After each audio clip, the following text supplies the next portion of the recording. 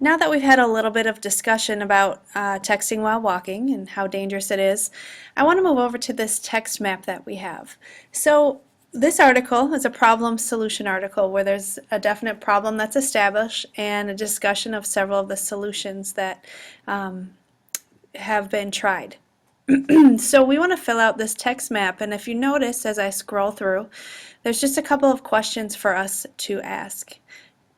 What we want to do is definitely take our information from the article and not just a guess from what we think, but we want to find evidence from the article. So we're going to fill this out together. First of all, in the top square, it asks who is impacted.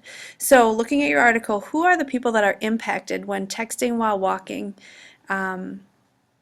We know offhand that we're going to have our pedestrians. What's a pedestrian? And then I would wait for somebody to answer and help guide that.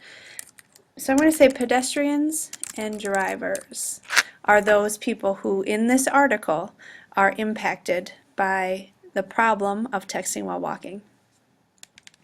I'm going to put in here the word walkers as well so people understand who that is. Next thing it asks for is what is the problem? What I'd like you to do is turn to your neighbor and talk about what is the problem that this article addresses. You have 15 seconds. And then I would wait for that time, and then I would ask for some feedback as to what is the problem. And people would probably say, people are distracted by their texting while they are walking. So that's in general what the problem is. Next thing it asks for is why is this a serious problem? So again, this takes a little bit of making inferences from the text. Yes, we know it is a problem, but now it's asking as to why it is actually a serious problem. So again, I would give people a few minutes to get their thoughts together, and then I would ask them for some feedback, some responses. I would encourage them to use information from the text to establish why this is a serious problem. So one of the things that the text said is that people walk into traffic, crash into trees, fall off bridges and curbs, and walk into wet cement. So that is definitely one reason why it's a serious problem. Additionally, it says that more people are hurt every year, a 35% increase since 2012, or 2010, sorry. Another thing that this article talked about or showed us is that 4,700 walkers were killed in 2012. So basically, in this box, I want students to be looking at the text for evidence to suggest why this is a serious problem.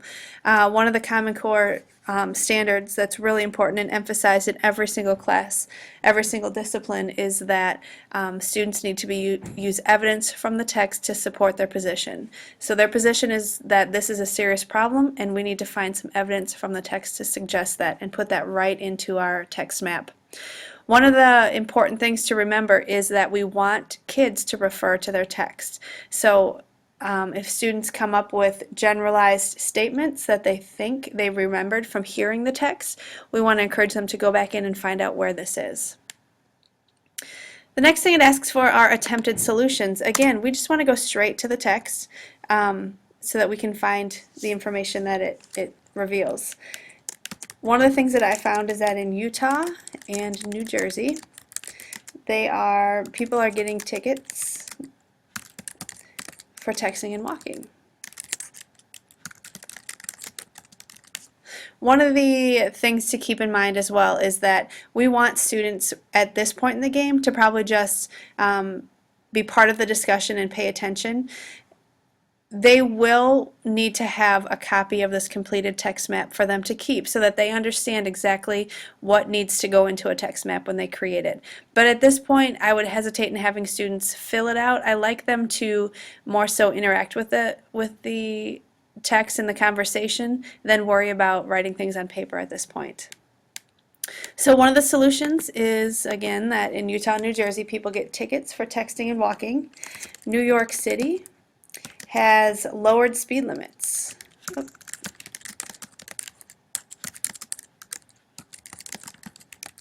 to make traffic less dangerous.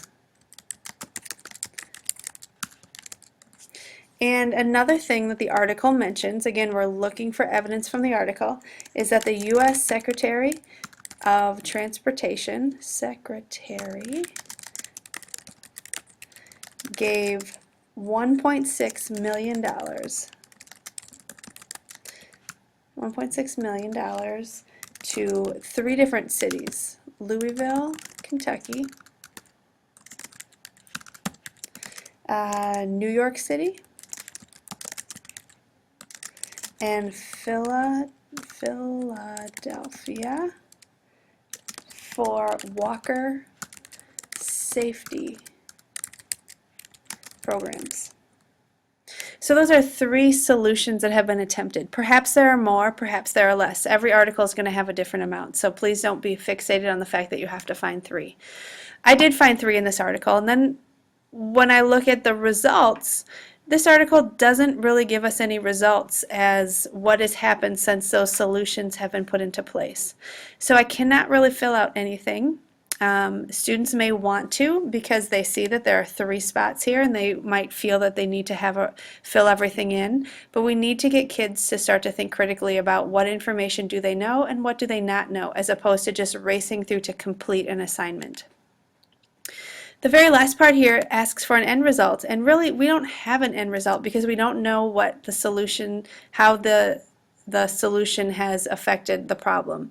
So as of right now, in my mind, the end result is that we don't know how the proposed solutions might affect the problem.